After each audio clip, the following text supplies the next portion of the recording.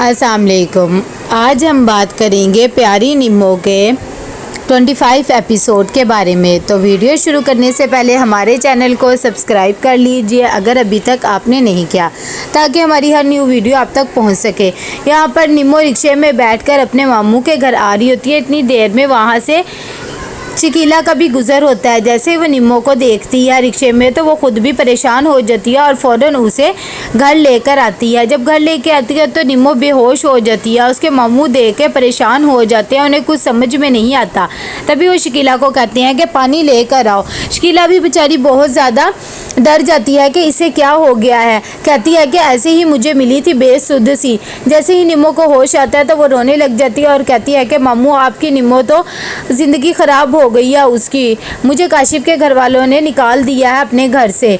यहाँ पर काशिफ गुजर कर रहा होता है एक मोहल्ले में। तभी उसकी नज़र पड़ती है हमज़ा पे, जो कि एक शॉप पे खड़ा होता है। वो उसे कहता है कि आप यहाँ क्या कर रहे हो? तो वो कहता है कि अम्मी भी मेरे साथ है, हम यहाँ पर कुछ चीज़ें लेने आई थी। इतनी देर में हिना भी वहाँ पर आ जाती है। तो काशिफ कहता है चलो मैं तुम लोग को घर छोड़ देता हूँ।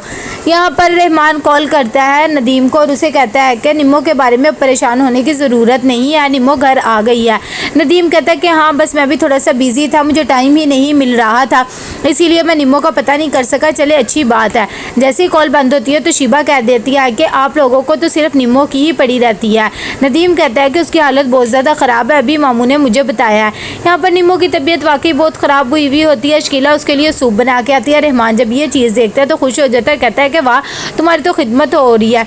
निम्मो कहती है कि मेरा बिल्कुल भी दिल नहीं कर रहा किसी भी चीज़ खाने को, बस मेरा दिल कर रहा है कि मैं तो मर जाऊँ, मैं ज़िंदा नहीं रहना चाहती।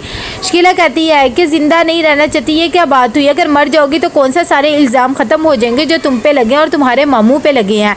जब ये बात रहमान सुनता है तो वो भी कहता है कि सही कह रही है तुम्हारी मम्मी, तुम फ़िलहाल सूप पियो, तुम्हें दवाई भी खानी है। निम्मो बेचारी बहुत ज़्यादा रोने लग जाती है और कहती है कि मामू आपने क्यों ऐसे लड़के से मेरी शादी कर दी, बहुत ज़्यादा जुल्म करता है मेरे पे। जब वो ये बात सुनता है तो वो भी परेशान हो जाता है। यहाँ पर हनीफ बताता है रिजवाना को कि पुलिस वालों ने तफ्तीश शुरू कर दी है और बस बहुत जल्द चोर का भी पता लग जाएगा। तभी रिजवाना कहती है कि पता नहीं किस दिन पता लगेगा और हमारे जेवरात हमें मिलेंगे। मैं तो सोच रही हूँ कि हमारे जेवरात को कुछ ना हो जाए। हनीफ कहता है परेशान ना हो। यहाँ पर अबान पेंटिंग्स वगैरह बना रहा होता है कि इतनी देर में उसकी बड़ी अम्मा नीचे ऑफिस जाने के लिए तैयार हो जाती हैं। वो ज़ियान को पूछती हैं कि सब कुछ रेडी है, तो कहता है कि हाँ ठीक है सब कुछ बड़ी अम्मा, चले ऑफिस चलते हैं। थोड़ी देर में रोशनी आ जाती है और वो कहती है कि भाभी नाश्ता तो करके जाए, मैं आपको नाश्ते के बगैर नहीं जाने दूंगी। लेकिन वो कहती है कि आज मेरी बहुत इंपॉर्टेंट मीटिंग है, मैं ऑफिस में जाके ही कर लूँगी। यहाँ पर आता है हिना का मालिक मकान उससे किराया लेने के लिए। तभी हिना दरवाज़ा खोलती है और कहती है कि मेरी बस पे आने वाली है, 2 दिन मुझे और दे दे, फिर मैं आपका किराया दे दूंगी। अभी वो बात कर ही रहते हैं कि काशिफ भी वहाँ से आ जाता है और काशिफ जब देखता है तो कहता है कि क्या बात है, क्यों यहाँ पर आए हुए हो, मेरी बीवी को क्यों छेड़े हो? तो वो कहता है कि नहीं मैं छेड़ नहीं रहा, बल्कि मैं तो इस घर का मालिक मकान हूँ और इन्होंने 3 महीने से किराया नहीं दिया है, सिर्फ किराया ही लेने आया हूँ। तभी काशिफ कहता है कि चलो ठीक है, किराए की बात ना करो, मैं तुम्हें कल सारे पैसे दे दूंगा, लेकिन आज के बाद इन्हें तंग नहीं करना। वो चला जाता है। जैसे ही वो जाता है तो अंदर जाके काशिफ हिना को कहता है कि तुमने मुझे क्यों नहीं बताया था कि तुमने अभी तक किराया नहीं दिया है। अब तुम दोनों मेरी जिम्मेदारी और बहुत जल्द मैं तुम लोग को यहाँ से लेके भी चला जाऊँगा। हमजा जब काशिफ से मिलता है तो बहुत ज़्यादा खुश हो जाता है। तभी काशिफ उसे गले से लगाता है और कहता है कि परेशान ना हो। शिबा जैसे ही खाना खाने लगती है तभी फरीदा आके बताती है कि नदीम बाबा तो नहीं है घर पे। नदीम और मिनाल गए होते हैं निम्मो से मिलने के लिए। जब उसकी हालत देखते हैं तो उसके मामू कहते हैं कि जब से आई है ऐसे ही परेशान बैठी हुई है। निम्मो को कुछ भी समझ नहीं आ रहा होता है कि क्या हो रहा है। यहाँ पर नदीम उसे समझाता है और तसल्ली देता है कि तुम्हें परेशान होने की बिल्कुल भी ज़रूरत नहीं, सब ठीक हो जाएगा।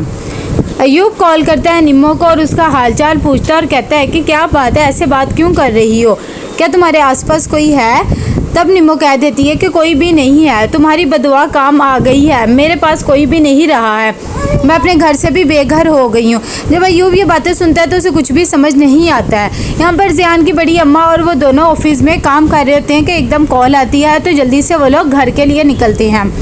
तबस्सुम कॉल करती है फराज को और उसे कहती है कि तुमने ये क्या मैसेज भेजा है, मिलने का कह रहे हो, अभी इतना बड़ा हंगामा हुआ है तुम्हें पता नहीं है।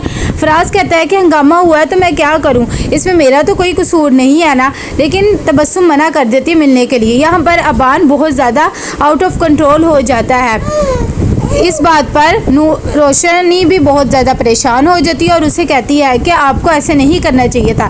थोड़ी देर में ज़ियान और उसकी बड़ी अम्मा भी आ जाती हैं और वो रोशनी को डांटती है कि आप इसका ख्याल नहीं रख सकती तो मुझे बता दें।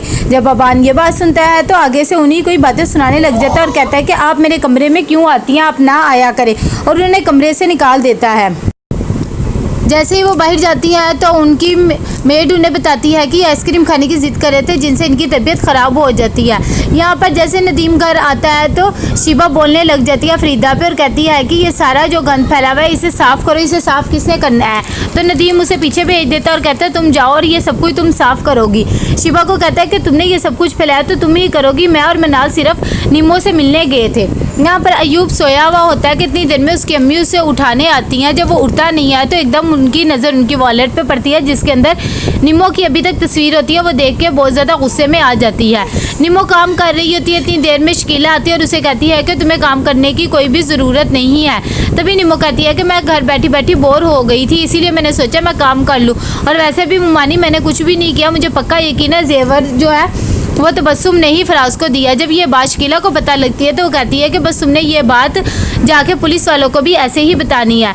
यहाँ पर सोई हुई होती हैं बड़ी अम्मा, तभी रोशनी आती है और उन्हें कहती है कि आप खाना खा ले भाभी, आपको पता ही है जब तक आप खाना नहीं खाएंगी मैं भी नहीं खाऊंगी। तो वो कहती हैं कि अच्छा ठीक है मैं खा लूँगी। साथ ही वो कहती है मुझे थोड़े से पैसों की ज़रूरत थी, सिकंदर ने तो मुझे देने से मना कर दिए हैं।